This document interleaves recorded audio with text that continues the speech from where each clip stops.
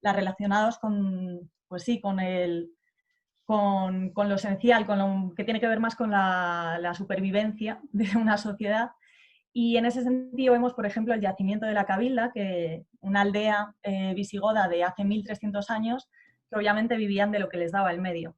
Aunque también hay que decir que en este caso el artículo que se presenta en este número tiene que ver con la relación que se establece entre la sociedad actual y el yacimiento y el patrimonio cultural, ¿vale? Pero bueno, obviamente es un poblado que vivía de lo que le daba el entorno, del mismo modo que lo hacía el despoblado de Carbonero, centrado sobre todo en la explotación, digamos, de la leña y el carbón. En el artículo de Gloria, de Pajares y Corrales, vemos una arquitectura centrada en guardar los productos agrícolas y los animales de esos rebaños ganaderos, de esa economía agropecuaria que caracterizaba a Hoyo en un momento, ¿no? Y en el artículo de José Manuel Blanco vemos que a finales del siglo XVIII las palabras del cura nos retratan un Hoyo en el que se vivía de pastoreo, de la cantería, de eso, de los materiales que daba el monte, la leña, el carbón.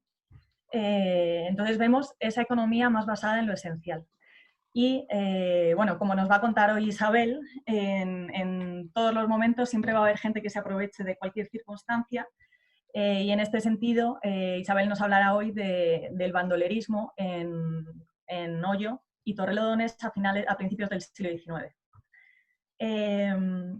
Siguiendo con la reflexión sobre que nos estaba dando esta situación del coronavirus, pensábamos que hay dos elementos esenciales que nos van a permitir o que nos van a ayudar a salir de esta crisis. Uno de ellos creemos que es esencial: la cooperación ciudadana, la solidaridad, la colaboración entre todos nosotros, vernos como elementos del mismo grupo, ¿no?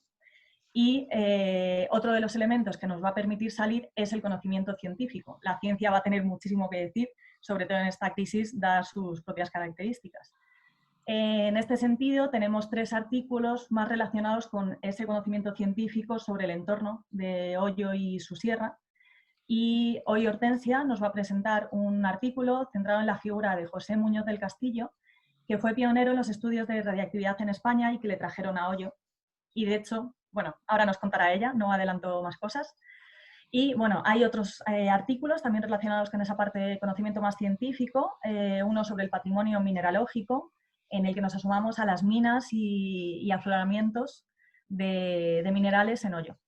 La colaboración ciudadana ha permitido, con la ciencia, ha permitido que se cree el Observatorio Ciudadano de la Biodiversidad de Hoyo, que está dando unos resultados espectaculares y que de hecho estas charlas de Zoom las estamos heredando un poco de ellos, porque llevan durante toda esta cuarentena haciendo charlas desde el salón sobre temas de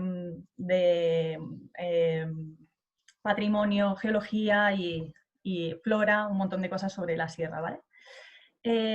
Luego la parte más social, o sea, en nuestro número también hay una parte más social a la que hemos llegado a través de 2 reclamos publicitarios, uno sobre la colonia Vindel y sobre el momento en el que se estaba construyendo esas primeras casas, y otro sobre la colonia de Peñalrayo, que utilizaba un eslogan para atraer a vecinos a Hoyo.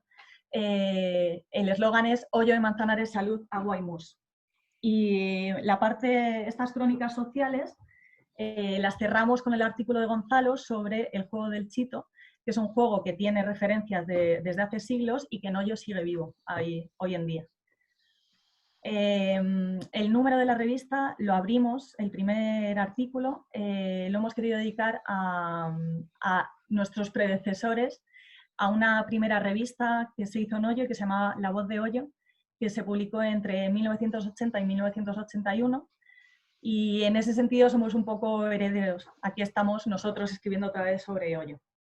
Y por último, se cierra este número con un artículo en el que se cuenta el trabajo que se está llevando a cabo desde la asociación en el archivo de Tavera. En este archivo hay documentos históricos sobre Hoyo, algunos de ellos, entonces se están localizando y eso va a permitir que tengan acceso pues vecinos y investigadores que tengan interés sobre la historia de Hoyo y nos permita seguir creando más artículos en este sentido. Así que creemos que nos ha quedado un número muy interesante que toca muchos temas y nada, tenemos ya muchas ganas de poder presentarlo, pero mientras, pues aquí estaremos cada 15 días hasta que nos dejen juntarnos. Así que nada, yo ya os dejo con Gonzalo, que presente a las autoras y vamos a disfrutar de la presentación. Muchas gracias.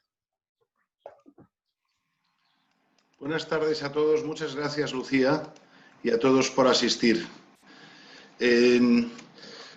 Bueno, para mí es un placer primero presentar y felicitar a Hortensia por un motivo. Hortensia es una persona que se ha dedicado a la investigación de la historia en la minería y la geología en la sierra, y con este artículo nos presenta un personaje que tiene que ver con ello, y es un personaje histórico de Hoyo muy importante porque dejó una obra y unas referencias que nos han servido a los que investigamos para conocer una parte de nuestro pasado.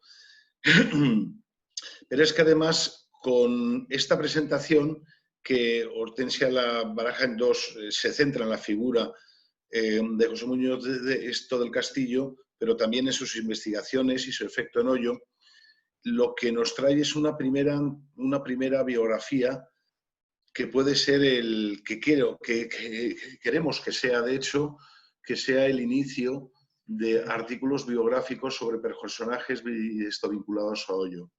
Hoyo, a pesar de ser una población pequeña a lo largo de la historia, por su cercanía a Madrid, por ser, sobre todo desde el último tercio del siglo XIX, un lugar de segunda residencia, pues empezó a ser el destino de una serie de personas que debemos rescatar por su vinculación al pueblo. Gran parte de esas personas, uno de ellos es José Muñoz del Castillo, otros son la familia Alcántara, don Francisco y don Jacinto.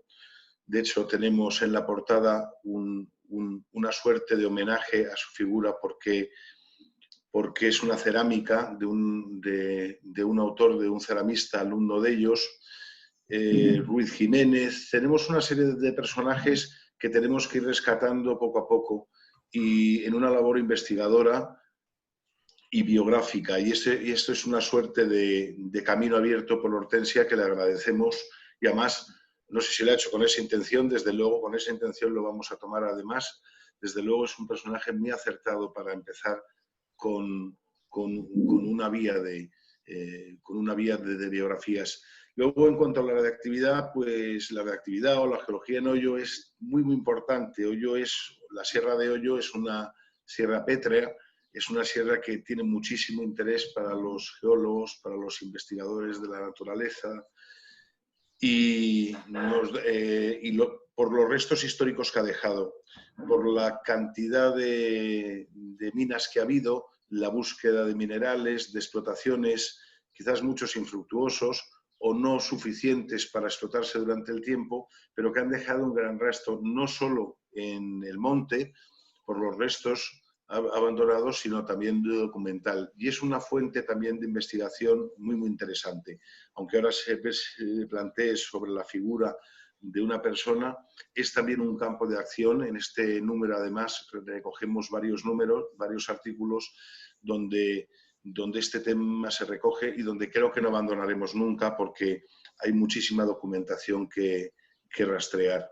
Por eso agradezco mucho a Hortensia este ofrecimiento que nos ha hecho y, por supuesto, le invitamos a seguir colaborando con nosotros. Y no quiero distraer más y doy lugar a Hortensia para que presente el artículo. Muchísimas gracias. De acuerdo, Gonzalo, muchísimas gracias. Pues Hortensia, por favor, comparte pantalla y cuando quieras empiezas tu presentación.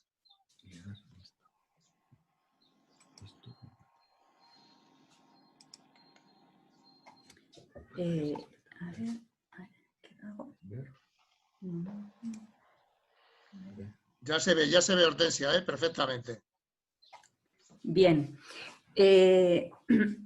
Ahora, mientras hablaba Lucía, se nos ha ido el wifi 1 minuto o 2. quiero decir que si de repente desaparezco, paciencia, que hay un plan B.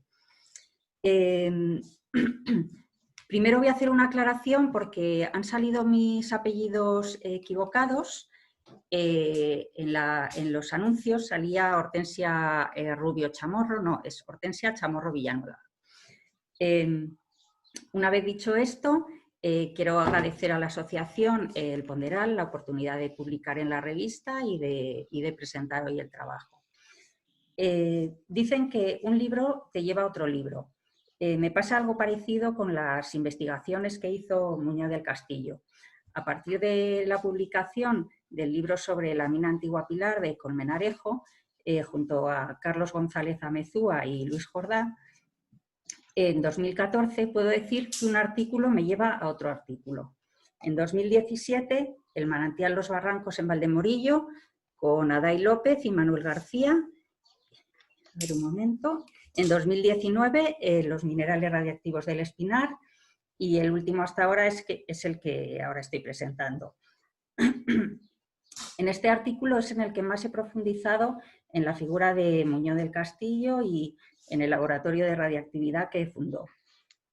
Luego ya la segunda parte va a tratar sobre investigaciones que realizó en la Sierra de Guadarrama y más concretamente en Hoyo de Manzanares y su relación con una de las casas más emblemáticas, que es la Casa Tanucci, a la que él le dio el nombre de Villa Carmen. ¿Quién fue José Muñoz del Castillo? Pues estudió en la Facultad de Ciencias de la Universidad Central de Madrid y en 1870, con solo 20 años, consigue una cátedra de Física y Química en un instituto de segunda enseñanza de Logroño. De ahí pasó a la Universidad de Zaragoza y fue decano. Durante esos primeros años ya mostró interés en temas como meteorología, análisis de aguas y agricultura. Y son intereses que no va a perder hasta el final de su vida. A los pocos años de su llegada a Madrid, en 1887, ocupa una plaza de catedrático en la Universidad Central y ahí permanece hasta su jubilación. Y también formó parte de importantes sociedades científicas, como veis en la diapositiva. A finales de 1903, principios de 1904, funda el Laboratorio de Radiactividad de la Universidad Central. La radiactividad era un fenómeno novedoso. En 1896 la había descubierto Becquerel, con lo cual llevaba escasos 6 o 7 años descubierto. Por lo tanto, el laboratorio que fundó Muñoz del Castillo era un centro pionero. En la universidad lo conocían como el laboratorio de Don José o el laboratorio del señor Muñoz, porque se inició en una sala de 3 por 4 metros en el departamento de mecánica química. A pesar de sus reducidas dimensiones, en 1905 José Muñoz del Castillo ya consiguió varias publicaciones sobre el radio y también publicar el mapa de la radiactividad hidromineromedicinal, en la que localizó 2 manchas radiactivas en la península y 16 puntos de agua. Está rodeada la mancha central, que es la de esta zona, que comprende las localidades de Colmenar Viejo, Torrelodones, Colmenarejo, Galapagar, en esa primera mancha. En el año 1905 ya descubre minerales radiactivos en San Rafael del Espinar y amplía la primera mancha también a la provincia de Segovia. Hay que decir que Hoyo de Manzanares no figura en esa región que comprende porque hasta 1908 no se descubrirían minerales radiactivos por el geólogo Lucas Fernández Navarro. ¿A qué se dedicaba el laboratorio de radiactividad? Con el descubrimiento de la radiactividad, las virtudes medicinales de las aguas, que desde antiguo se venían atribuyendo, empezaron a relacionarse con este nuevo fenómeno. La iniciativa de Muñoz del Castillo fue muy bien acogida por el cuerpo de hidrólogos médicos y el laboratorio de radiactividad empezó a analizar incontables muestras de agua de toda la geografía española. que los hidrólogos médicos le iban enviando muestras de agua, porque Muñoz del Castillo hacía llamamientos para que tanto le enviasen aguas como minerales. De manera que en muy poco tiempo recibió mucha cantidad de muestras y pudo analizarlas.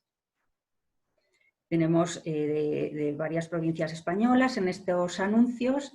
Viene el nombre de Muñoz del Castillo, como que ha realizado él las analíticas.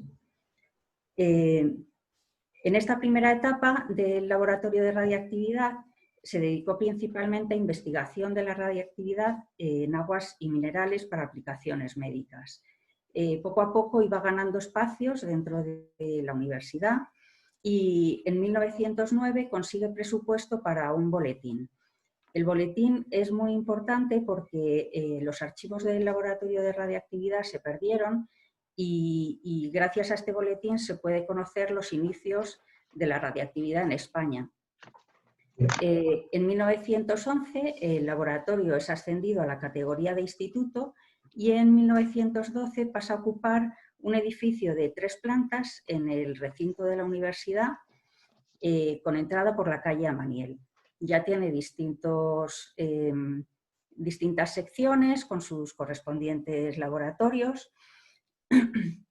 Tiene además una estación para medir la radiactividad en tierras de cultivo, otra para la radiactividad atmosférica, de lluvia, nieve y cobertizos almacenes.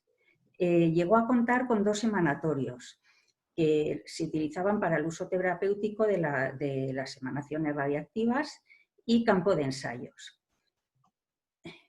Más o menos coincidiendo con este nombramiento del Instituto de Radiactividad, comienza una segunda etapa. Y Muñoz del Castillo se centra en el efecto de radiactividad en la vegetación. Para ello utiliza los jardines de la universidad como campo de ensayos. Aquí voy a hacer un paréntesis. He puesto esta imagen del boletín del Instituto de Radiactividad, sale el edificio de 3 plantas y los jardines. La Universidad Central estaba emplazada en la zona de noviciado, ocupaba el terreno de un antiguo noviciado de jesuitas que tras la desamortización terminó en manos de la Universidad Central.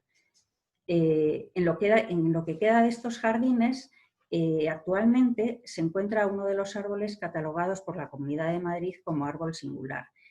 Se conoce como la encina de Amaniel o la encina de la antigua universidad. Tiene más de 300 años y formaría parte del jardín del noviciado de jesuitas ya en los siglos XVII y XVIII. Entonces me ha resultado curioso que este ejemplar, que es actualmente un árbol catalogado por la Comunidad de Madrid, por su porte y por sus características, forme parte de lo que eran los campos de ensayos del Instituto de Radiactividad. Volviendo a esta segunda etapa de radiactividad en la agricultura, Muñoz del Castillo imparte con mucho éxito conferencias, semanas y cursos de radiactividad agrícola. En 1914 la Dirección General de Agricultura establece el envío de muestras de tierra procedente de las estaciones agronómicas al Instituto de Radiactividad y así se analizaron pues, incontables muestras de tierra de todo el territorio nacional. En 1920 Muñoz del Castillo consigue audiencia con el rey Alfonso XIII para exponerle los beneficios de la radiactividad en los cultivos. De manera que el rey le cede unos terrenos en la Moncloa, en el Instituto Agrícola de Alfonso XII. Sería más o menos la zona de la Escuela de Ingenieros Agrónomos actualmente, Museo del Traje, Casa de Velázquez. Por otro lado, desde los inicios de del laboratorio de radiactividad, Muñoz del Castillo mantuvo relación con Pierre y Marie Curie. Primero pues, por la compra de material y asuntos técnicos científicos y en 1919, que tiene lugar el primer viaje oficial de Marie Curie a España, en ese viaje Una de las visitas la realiza al Instituto de Radiactividad y, bueno, pues sale en prensa, como estamos viendo en la diapositiva. También sabemos por la prensa que al día siguiente, el 27 de abril de 1919, Muñoz del Castillo asistió y leyó un discurso en uno de los homenajes que le hicieron a Marie Curie durante su estancia en Madrid. Unos meses más tarde sería nombrada directora honoraria por Real Orden de 5 de julio de 1919. La carta de agradecimiento de Marie Curie por ese nombramiento se conserva en el Museo Nacional de Ciencias Naturales de Madrid y luego también en el Archivo Curie de París y en la Biblioteca Digital Francesa se conservan algunas cartas enviadas por Muñoz del Castillo a la científica. Por la proximidad de Madrid a la Sierra de Guadarrama, gran parte de las investigaciones que hizo Muñoz del Castillo tuvieron lugar en esta zona. Pues el balneario La Alameda de Guadarrama, las aguas Los Barrancos de Valdemorillo, la mina antigua Pilar de Colmenarejo, minerales de Colmenar Viejo, de Torrelodones, manantial La Porqueriza de Guadarrama y aguas y minerales del Espinar.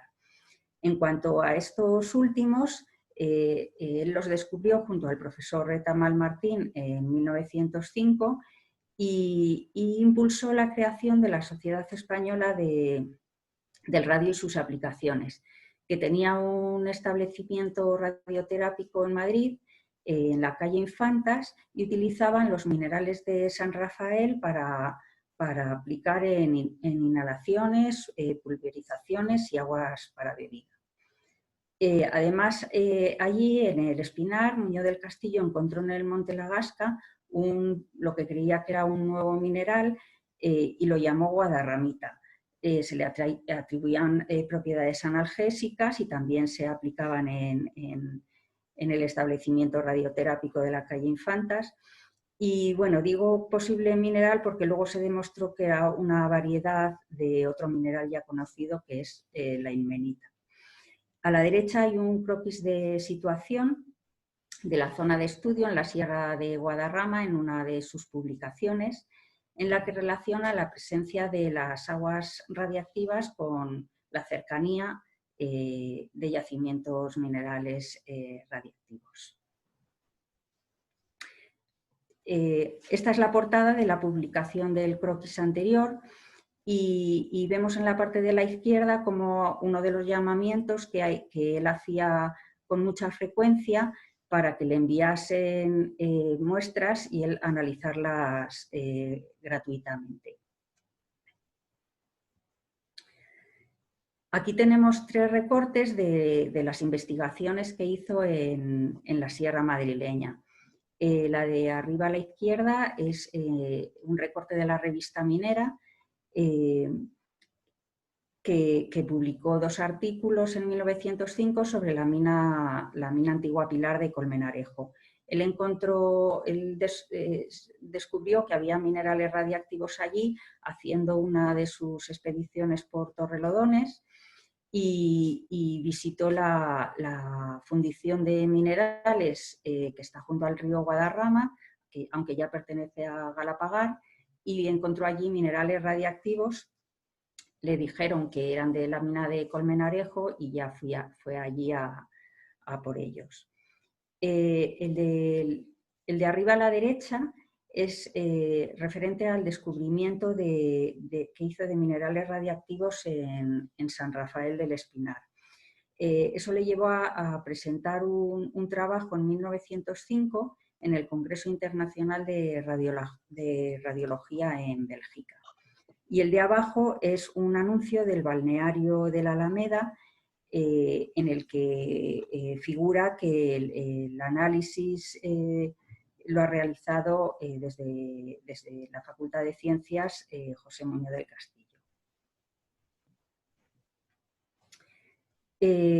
Durante muchos años los balnearios añadían la coletilla a sus anuncios de las aguas más radiactivas, pero las más radiactivas eran las de Valdemorillo, aunque como Muñoz del Castillo reconocía, sin aprovechamiento industrial por su escaso caudal.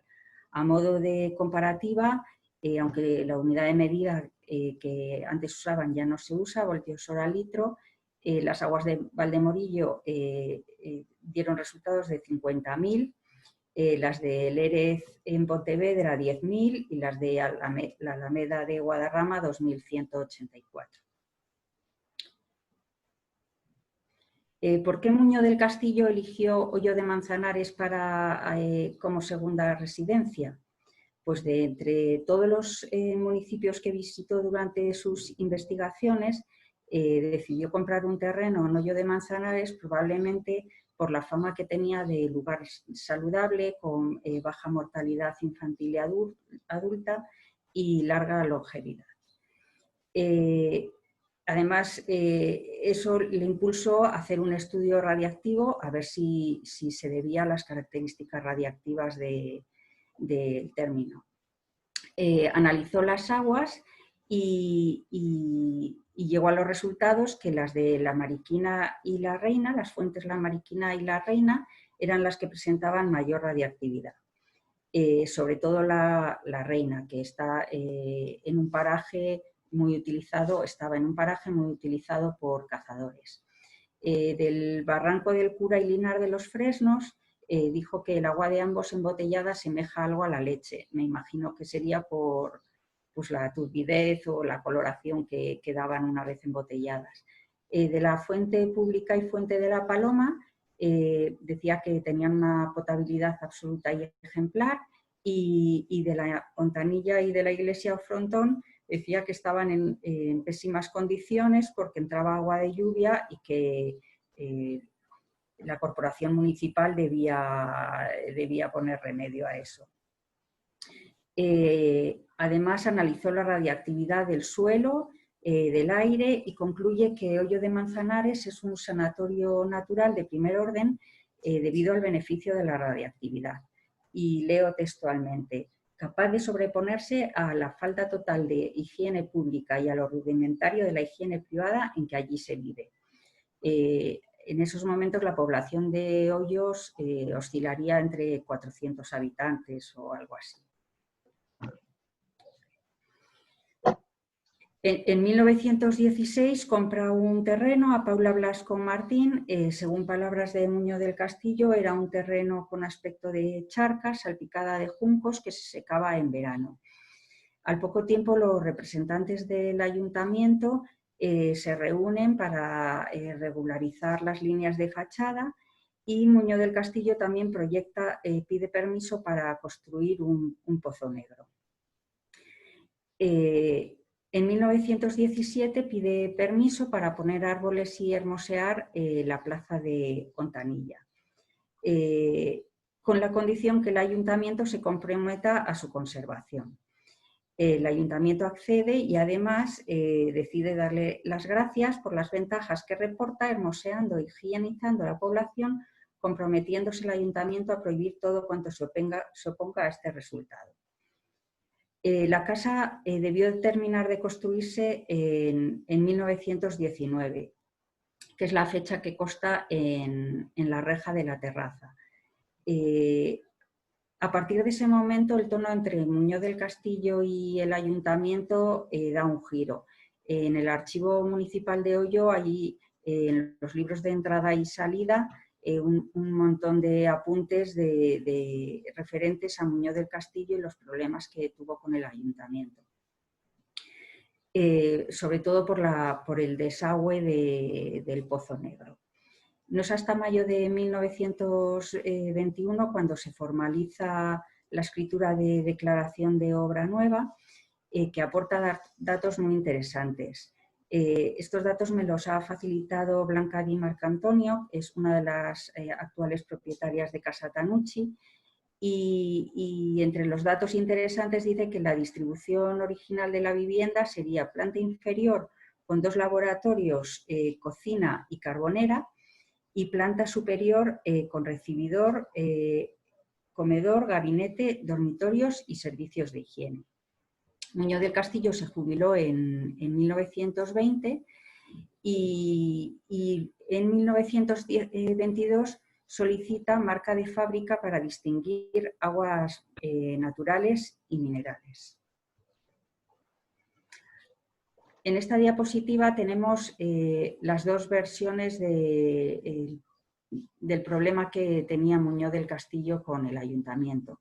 En la parte superior es un fragmento del archivo municipal de 1920 que dice que es por el desagüe de las aguas. Sin embargo, en la parte inferior hay un recorte del diario El Madrileño en que achaca el problema al caciquismo municipal. En El Madrileño se publicaron al menos 3 noticias referentes al problema que tenía Muñoz del Castillo con el ayuntamiento.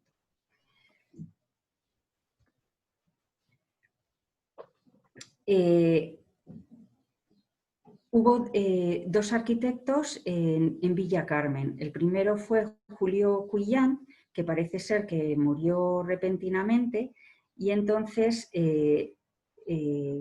Muñoz del Castillo encargó al arquitecto Salvador y Carreras. Según sus palabras, reputado especialista en obras hidráulicas para saneamientos y humedades. Fue este quien solucionó acertada y definitivamente el problema de la insalubridad del terreno y del edificio y el del aislamiento de los veneros de agua, con posibilidad de captación de los principales manantiales. Con el dato de Salvador y Carreras podía ser cualquiera de los 2 hermanos riojanos arquitectos que tenían estos apellidos.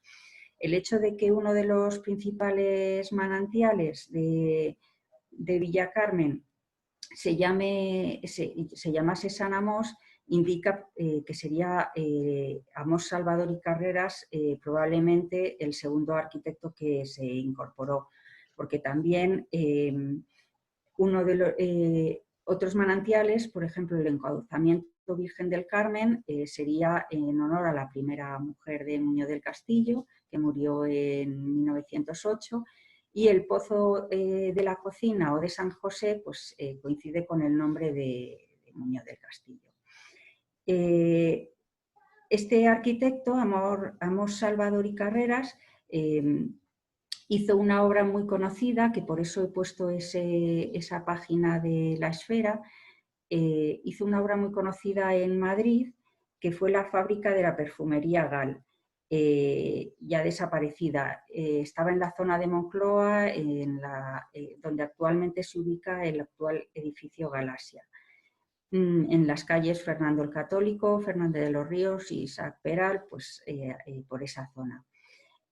También proyectó y realizó algunos trabajos en la Sierra del Guadarrama, como el sanatorio antituberculoso Lago en Tablada y otras obras en el Escorial.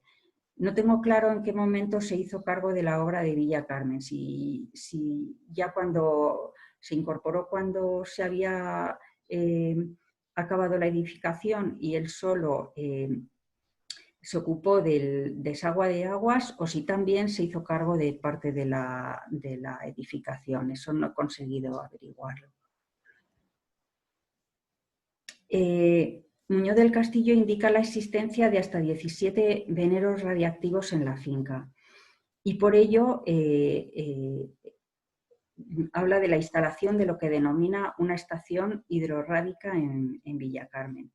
En el año 1922 presentan en el registro de la propiedad industrial la solicitud de inscripción de la marca de fábrica Hoyo de Manzanares, Villa Carmen, la mejor agua de sierra. Aquí tenemos 2 páginas del expediente. La firma que hay es del agente de propiedad industrial que lo presentó. Según los boletines oficiales de propiedad industrial, fue concedida en 1923 y caducó en 1933. Con los resultados de las investigaciones, Muñoz del Castillo no solo confirmó, sino que acrecentó su idea de que Hoyo de Manzanares era un privilegiado sanatorio natural y publicó en prensa varios anuncios como este. Este anuncio pues, he deducido que es Muñoz del Castillo por la dirección que da, Quintana 38, que es su domicilio en Madrid desde que él llegó al principio hasta que falleció. Varios datos curiosos que he localizado de él es gracias a su domicilio. En este caso anuncia unas casitas higiénicas de veraneantes desde 15.000 pesetas porque considera que Hoyo de Manzanares es un sanatorio natural radiactivo. Fallece en 1926 con 75 años y sin descendencia. Su propiedad de la calle Quintana 38 pasa a la institución Muñoz del Castillo, que no consigue prosperar y entonces acaba en manos del asilo de Santa Cristina, como él había dejado en su testamento. Los datos sobre lo que ocurrió con Villa Carmen tras su fallecimiento los he sabido gracias a las escrituras de compraventa que me ha facilitado Blanca Di Marco Antonio, nieta del comprador en 1931. Esta escritura aporta dos sorpresas. La primera es que Muñoz del Castillo dejó Villa Carmen en herencia a su propia alma. Esto ha sido una costumbre bastante arraigada antiguamente entre personas que sobre todo no tenían descendencia. Entonces los beneficios de esa propiedad por medio de unos albaceas se destinaban al pago de misas o para obras benéficas. La segunda sorpresa que aporta la escritura es que Muñoz del Castillo tenía en Hoyo de Manzanares otra propiedad y que también dejó en herencia a su propia alma. Se trataba de un terreno contiguo a Villa Carmen y en la puerta había un rótulo que indicaba que el nombre era Parque Ramona. Ramona era el nombre de su segunda mujer, que había fallecido en 1924. Este terreno de Parque Ramona estaba formado por 3 heredades contiguas que eran el huerto, el linar y sobrante de vía pública y que fueron vendidas en 1930. Villa Carmen fue vendido en 1931 a Santos Jiménez Jiménez por subasta pública y él le cambiaría el nombre a Casa Tanucci, que es como se conoce actualmente. Y la pregunta es, ¿dónde estuvo Parque Ramona? Pues este es un mapa de población de Hoyo de Manzanares de 1956. Villa Carmen está aquí cuando empieza la curva de la carretera de Torrelodones a Colmenar Viejo. Entonces hay varios datos por los que yo he intentado averiguar dónde estaría Parque Ramona. Por un lado, la escritura de compraventa dice que era contiguo a Villa Carmen. Por otro lado, la publicación de Muñoz del Castillo de Radiactividad en Hoyo de Manzanares, que publicó en 1923, dice textualmente que el solar estaba situado entre la calle de la Cruz, la carretera de Torrelodones a Colmenar Viejo y el arroyo que cierra triangularmente el terreno.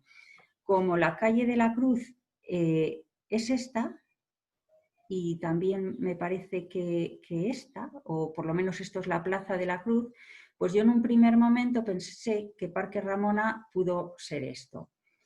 Pero Antonio Tenorio me ha pasado mapas antiguos, información, y este terreno ya estaría construido en las primeras décadas de 1900, con lo cual no podría ser. ¿Dónde estaría Parque Ramona? Pues no lo he podido averiguar. Únicamente el dato de que era contiguo a Villa Carmen y da varias veces la referencia de la calle La Cruz. Entonces, bueno, pues eso para otra investigación. Y ya para terminar, quiero hacer referencia a esta publicación. Es de un investigador, Néstor Herrán, que ha estudiado los inicios de la radiactividad en España y conoce muy bien la figura de Muñoz del Castillo y el Laboratorio de Radiactividad. También hizo su tesis doctoral en 2006, titulada Radiactividad en España, ascenso y declive del Instituto de Radiactividad 1904-1929. Y por otra parte, el artículo que va a salir publicado en Apuntes del Ponderal 3, que contiene algunos aspectos que he dejado al margen por no extenderme demasiado. Entonces, con esto he terminado. Oye. Muchísimas gracias, Hortensia. Este es el aplauso que seguro que te dan las 29 personas que están ahora mismo conectadas.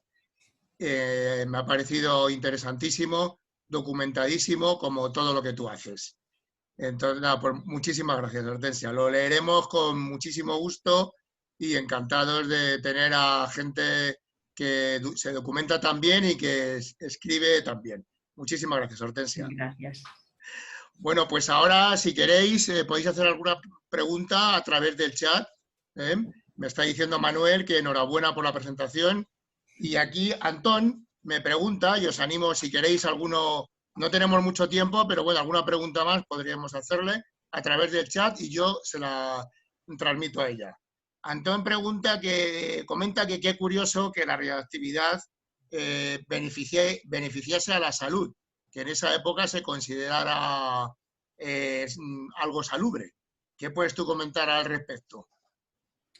Bueno, pues realmente así fue. Llegó un momento que incluso hacían muchos productos con el apellido que era radiactivo. Hacían hasta chocolate, cremas de dientes, champús, hacían de todo radiactivo. Entonces, era lo que había en ese momento.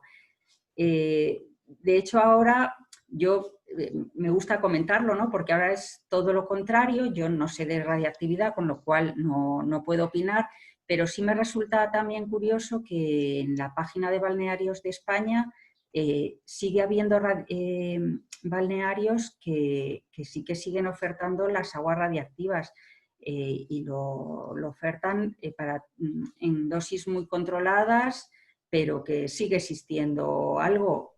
Entonces, bueno, pues yo no sé de radiactividad, no te puedo decir si es bueno o malo, pero sí que antes se pensaba que era buenísimo y hacían todo tipo de productos radiactivos. Pues sí, la verdad es que es muy curioso. Bueno, pues si no hay ninguna pregunta más, vamos a dar paso a Isabel.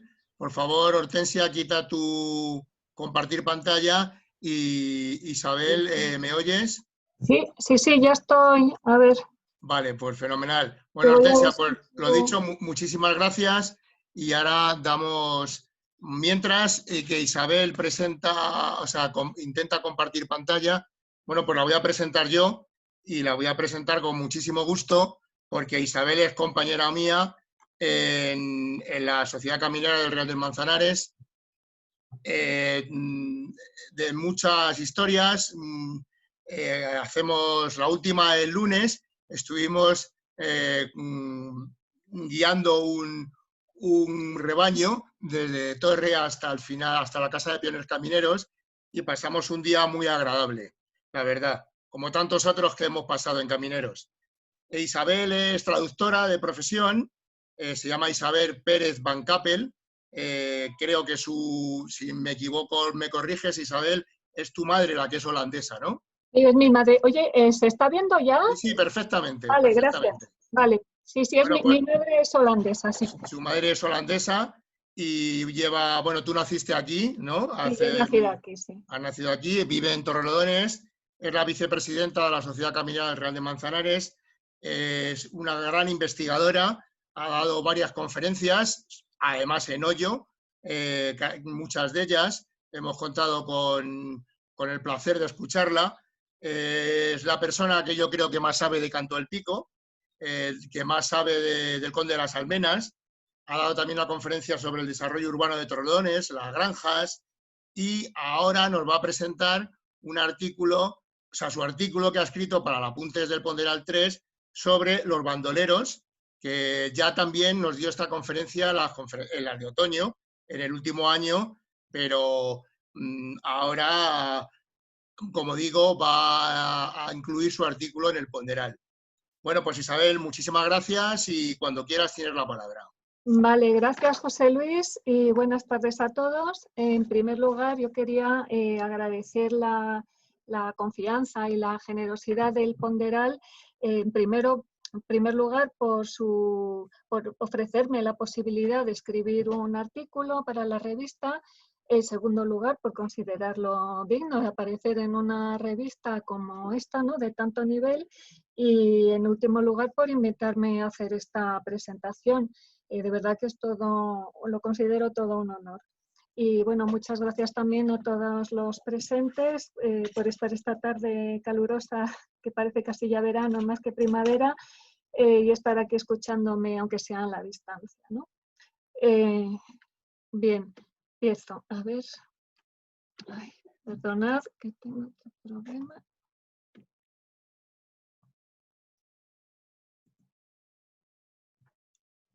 Ay, perdona que tenía un problema con las teclas. Bueno, como veis, yo creo que el título del artículo, Una historia real de bandoleros entre Hoyo de Manzanares y Torrelodones a principios del siglo XIX, no deja lugar a dudas, es suficientemente explícito, ¿no? Efectivamente, mi artículo trata fundamentalmente de la triste y corta vida, violenta vida, de un bandolero natural de Torrelodones y de su fatal encuentro, relación con un carretero de Hoyo de Manzanares, ¿no?, en el primer cuarto del siglo XIX y en el ámbito de nuestra comarca, ¿no?, como veis en este mapa que además me facilitó Esther, a la cual agradezco desde aquí. En blanco están marcados los pueblos en los cuales se movió este bandolero de Torrelodones, según la documentación existente, y en amarillo están apuntados otros puntos calientes por su peligrosidad, por el bandolerismo que había en esta misma época. Bueno, pues ya digo, nuestro personaje pasó sus 26 años moviéndose por esta zona de aquí, estos pueblos de aquí, y también por la capital, en Madrid, en 3 sitios concretos. Aquí lo que vemos es la Puerta de Segovia, bueno, el puente con al final la Puerta de Segovia, que es donde fue prendido por la justicia. Estuvo también en la cárcel del Saladero y terminó en la Plaza de la Cebada, que era donde se ejecutaban tradicionalmente las penas de muerte, ¿no? Y yo realmente voy a ser un poco díscola y casi que no voy a contar mucho más de mi artículo en sí, porque allí está para que cuando se pueda, quien guste lo lea y saque sus conclusiones, pero sí prefería centrarme en algunas cosas que no tienen cabida en el texto, ¿no? Me estoy refiriendo, este podría ser el título de mi charla, ¿no?, de cómo y por qué escribí este artículo, ¿no?, que son algunas cosas que yo creo que pueden ser interesantes, pero que no aparecen en el artículo. Bueno, de la relación entre Hoyo de Manzanares y los carreteros, la importancia de los carreteros en la historia de Hoyo, no me meto porque hay entre vosotros, bueno, sabéis todos mucho más que yo, seguro. Pero la relación entre bandidos y Torrelodones, además de proverbial, como dice este dicho tan conocido en todas sus variantes, de Torrelodones, 20 vecinos, 30 ladrones, Torrelodones, 4 vecinos, 5 ladrones, Torrelodones o Torreladrones, que todo es uno, como veis, dichos que perduran a lo largo de la historia, pero además este es un tema, la relación entre los ladrones, bandidos, salteadores y Torrelodones está ampliamente estudiada por los historiadores, y yo me voy a referir hoy aquí solo a Santos Madrazo, fundamentalmente porque es el que refiero también en la bibliografía del artículo. con este maravilloso libro que se llama La Edad de Oro de las Diligencias y que es en realidad un interesantísimo estudio sobre Madrid y el tráfico de viajeros antes de la época del ferrocarril, es decir, justo en este momento que estamos hablando del primer cuarto del siglo XIX. Bueno, entonces, ¿por qué habiendo gente ya que habla con más conocimiento que yo me pongo a hablar sobre los bandoleros en Torrelodones? Bueno, yo lo que pretendía o pretendo con el artículo y lo que he pretendido en las charlas es ponerle, si no cara, sí por lo menos nombres y apellidos a un fenómeno histórico, es verdad, pero que tiene también mucho de folclórico y de legendario, ¿no? Como veis aquí, cuando estos son todo fotografías sacadas de Google, si tú pones bandolero y en imágenes lo que te sale generalmente pues son esta especie de popurrí de, como veis, de imágenes muy folclóricas de un fenómeno histórico, ¿no? Y por otro lado, el hecho de que haya habido muchos, o que hubiese muchos bandoleros en la zona, no solo en Torrelodones, en toda esta zona, no quiere decir que fueran todos naturales de Torrelodones, ni siquiera de los alrededores, ni muchísimo menos, ¿no? De hecho, el único del que teníamos noticia hasta ahora era el famoso Isidro, el de Torrelodones, que pertenecía a la banda del todavía más famoso Pablo Santos y cuya leyenda recoge ni más ni menos que el insigne Constancio Bernaldo de Quirós en su obra, su monografía sobre la pedriza del Real de Manzanares, ¿no? Bueno, pues ahora ya tenemos también, por fin, un bandolero natural de verdad de Torrelodones. Ya digo, no tenemos imagen física de él, pero sí tenemos este señalamiento que nos da una idea, ¿no?, del aspecto físico que tendría, es decir, un hombre muy pequeño, fuerte, moreno, es decir, bueno, casi como yo me imagino el 90% de los campesinos de Castilla en aquella época, ¿no? Bueno, este Cayetano Terol era bracero, nacido en Torrelodones y ajusticiado en la Plaza de la Cebada en Madrid a los 26 años, después de haber sido entregado a la justicia por Pedro Sáez, alias Pericacho, un carretero natural de Hoyo que servía de guía a las tropas destinadas por las autoridades exclusivamente a prender los malhechores que se habían adueñado de esta, ¿no? Y ya digo, no cuento más porque a mí lo que me gustaría es que picarles la curiosidad para que en cuanto tengan oportunidad, si así lo consideran, leer el artículo. Y ya digo, creo que lo que intentaba con esto es sacar del olvido a un vecino nuestro de la comarca con nombre y apellidos, y además de una época muy intensa, ¿no? Él vivió, ya digo, de entre 1800 y 1826, es decir, que en poco más de 25 años vio pasar por el trono de España a tres reyes, Carlos IV, José Bonaparte y Fernando VII, que es lo mismo que decir que tuvo que vivir y sufrir todas las penalidades y vicisitudes de la Guerra de la Independencia, de la Restauración absolutista. Ahí arriba a la derecha vemos a Fernando VII desembarcando en Santa María. El trienio liberal, que acabó, como todos sabemos, y como vemos ahí abajo, con el fusilamiento de Torrijos y los suyos, y el inicio de la década ominosa. Abajo a la izquierda lo que vemos son la toma de Madrid por los 100.000 hijos de San Luis, ¿no?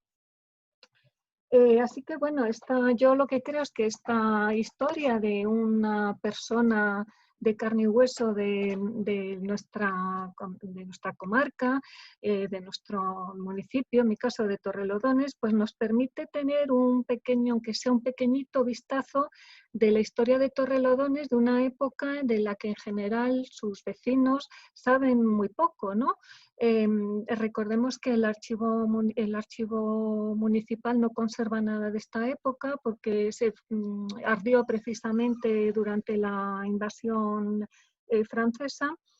Y entonces hay mucha gente aquí que piensa que desde que por aquí pasaron los musulmanes en el siglo X hasta que llegaron los veraneantes a principios del siglo XX, pues como que esto era un páramo donde no pasó nada.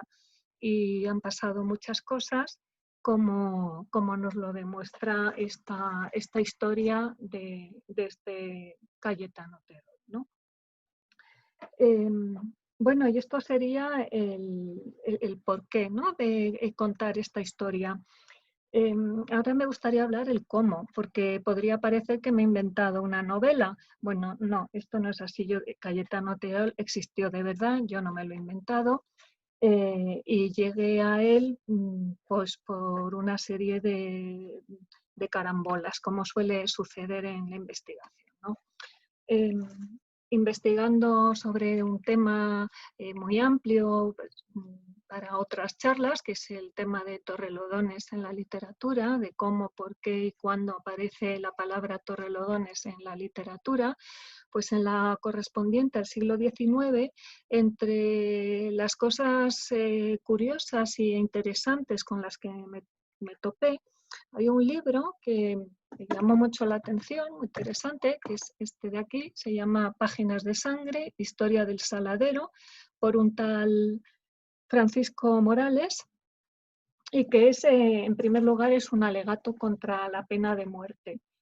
Pero además es un compendio de la historia de España desde 1801 hasta el año de su publicación, en 1870, en el que año a año el autor hace un resumen de los acontecimientos políticos de ese año y luego al final hace un listado de los presos que estaban en la cárcel del Saladero en Madrid, la Plaza Santa Bárbara, que fueron ejecutados ese año, ¿no? Tengo que decir que son más de 600 personas en ese lapso de tiempo y entre ellas, en el año correspondiente a 1826, pues aparece esta pequeña mención, ¿no? Vemos ahí Vicente Muñoz y Cayetano Terol, natural de Torrelodones, condenados a muerte en horca por los delitos de robos y homicidios. Cuya pena sufrieron el 20 de septiembre de 1826. Tengo que decir que de esos más de 600 casos, más de la mitad, o sea, una mitad bien grande, de ajusticiados lo son precisamente por delitos de robo, lo llaman robo y homicidio en descampado y en cuadrilla, ¿no? Es decir, que más de la mitad de los condenados a muerte eran lo que llamamos ahora bandoleros, ¿no? Lo cual también nos da un poco la medida de la importancia del problema que suponía este fenómeno.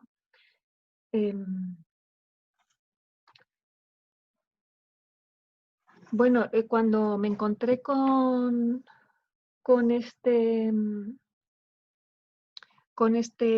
nombre, Cayetano Terol, yo claro, pregunté a más gente, nadie sabía nada, no se había ido a hablar, pero tuve la inmensa fortuna de que cuando puse el nombre de Cayetano Terol en el buscador de Google, pues me salió enseguida el plano del tesoro, ¿no? Que es este pantallazo que veis aquí del archivo del portal Pares de los archivos de España, y como veis ahí, el causa contra Cayetano Terol por robos y asesinatos en despoblado con armas y en cuadrilla.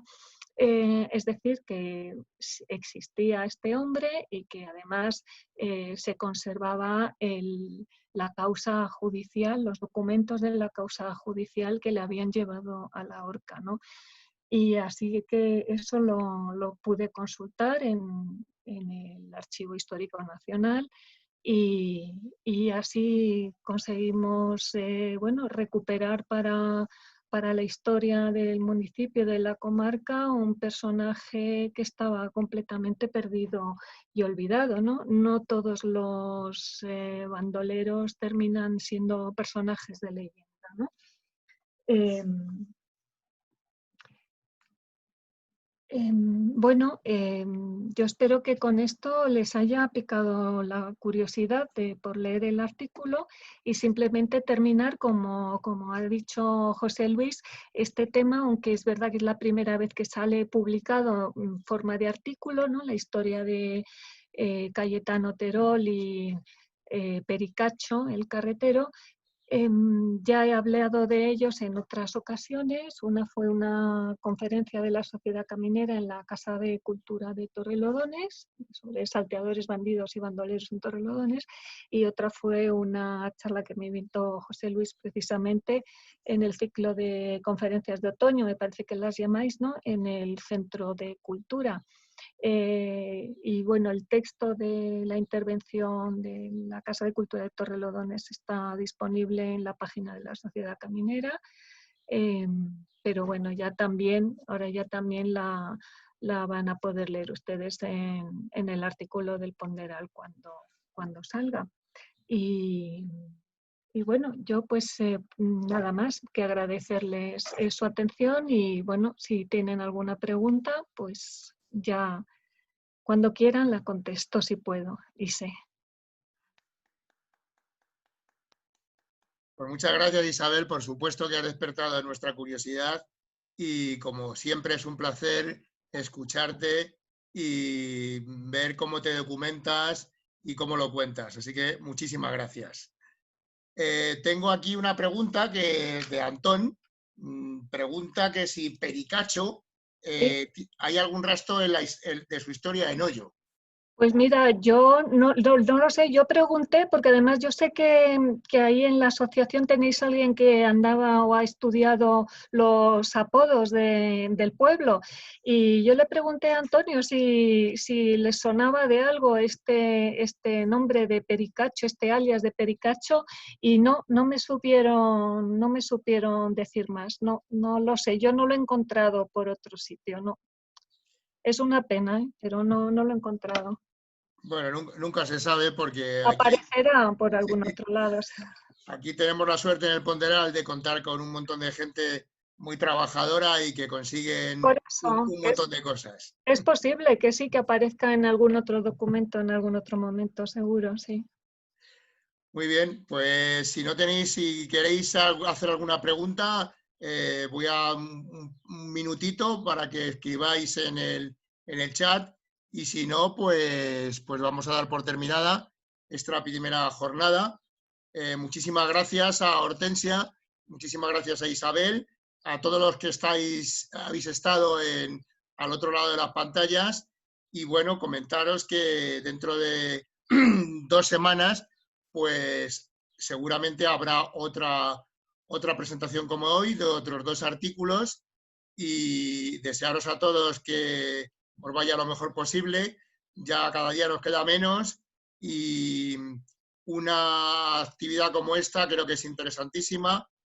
Gonzalo está diciendo que felicita a Hortensia e Isabel y yo felicito a todo el Ponderal y a todos los que habéis estado ahí porque de verdad que se están consiguiendo muchas cosas en muy poco tiempo y es un gustazo pertenecer a esta asociación. Pues nada, si no tenéis ninguna cosa más que comentar, lo dicho, muchas gracias a todos y os emplazamos hasta dentro de 15 días y seguramente no, os avisaremos por correo electrónico, por los medios habituales de los nuevos artículos. Y gracias Isabel, muy ameno, me están diciendo aquí, no sé cómo se llama, MPM 250. Bueno, pues lo dicho, muchísimas gracias, que tengáis mucha salud y hasta la siguiente. Adiós a todos y todas y buenas tardes. Gracias a todos. Adiós Isabel. Hasta luego.